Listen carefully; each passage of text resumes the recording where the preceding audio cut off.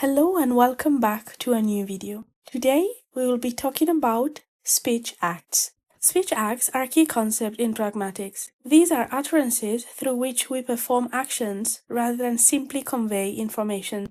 For instance, when someone says, "I promise to be there," they are not merely informing the listener, but they are actively performing the act of promising. This idea was first introduced by philosophers like Austin and later expanded by John Searle. Understanding speech acts allow us to analyze the various functions language can serve in communication. Speech acts are characterized into three distinct types. The first type is the locutory act, which refers to the act of producing sounds or words that convey literal meaning. For example, when I say, "It is raining," I am producing a locutionary act. The second type is the illocutionary act, which concerns the function that the utterance performs in communication, such as a request, a command, or a promise. When I say, "Can you pass the salt?"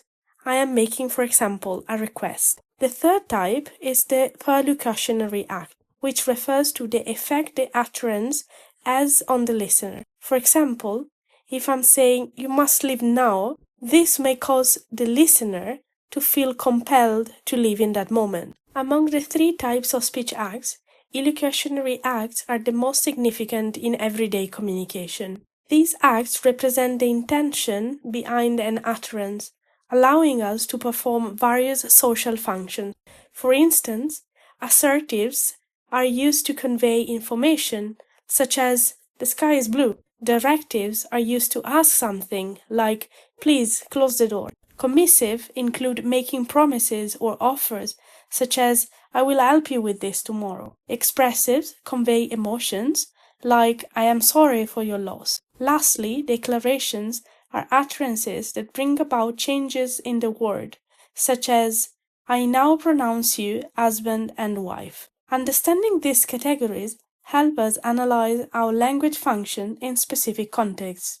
Context is a paramount when analyzing speech acts. An utterance meaning and function can shift dramatically depending on the context in which it occurs. For example, the illocutionary force of a request may vary depending on who is speaking and to whom they are speaking. If a manager says, "Please submit the report," it carries a different force compared to when a colleague asks the same thing. So social norm, hierarchical relationship, and the physical setting, they all shape how a speech act is perceived and acted upon. Perlocutionary acts focus on the listener's reaction to an utterance. While the speaker has control over the illocutionary act, the perlocutionary effect is beyond their control. The listener's interpretation plays a crucial role in how the message is perceived. For instance, a warning like "watch out, there's a car," might alarm the listener, or a compliment like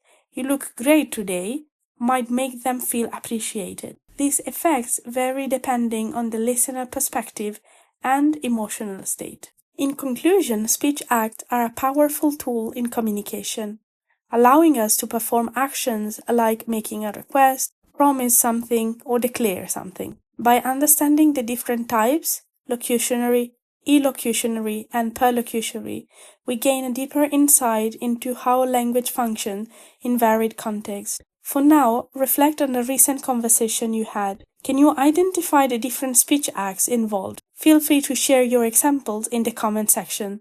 Thank you very much for having watched this video and stay tuned for more.